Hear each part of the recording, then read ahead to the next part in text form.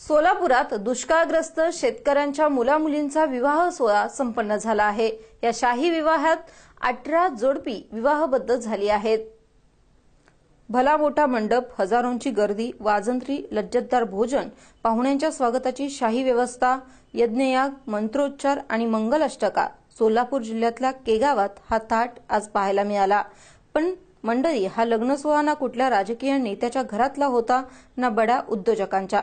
अत्यंत गरीब शेतकरी कुटुंबातील मुलामुलींचा हा विवाह सोहळा होता। याचं आयोजन केलं होतं 75 वर्षीय समाजसेवक ब्रिजमोहन फोफलिया यांनी, तेही स्वखर्चातून, कोणाचीही मदत न घेता।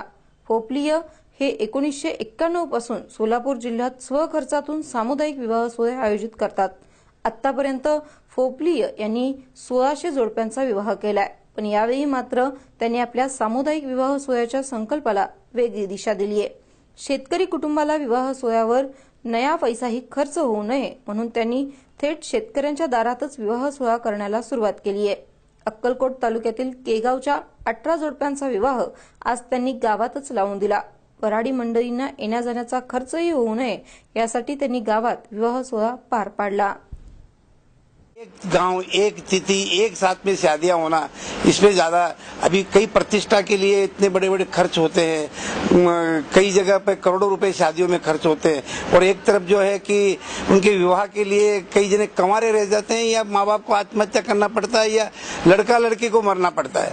तो उनका विवाह व्यवस्थित होना, उनको विवाह एक जीवन में, हर एक के जीवन में एक महत्वपूर्ण संस्कार विधि है। ये भारतीय हिंदू संस्कृति में विवाह एक महत्वपूर्ण प्रसंग है।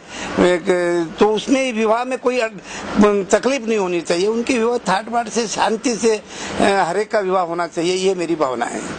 आमचं परिस्थिती बेकार होतं। आता लगीन करायचं म्हणलं तर पाऊस नाही, काय नाही, कसं करायचं। आता पाऊस नसला तर व्याजानं काढावं लागते, पुढं व्याज भेटत नाही, ते नाही तर काय तर करून घ्यावं लागते। त्याच्यामुळे हे लगीन केलेले आम्हाला बरं वाटले।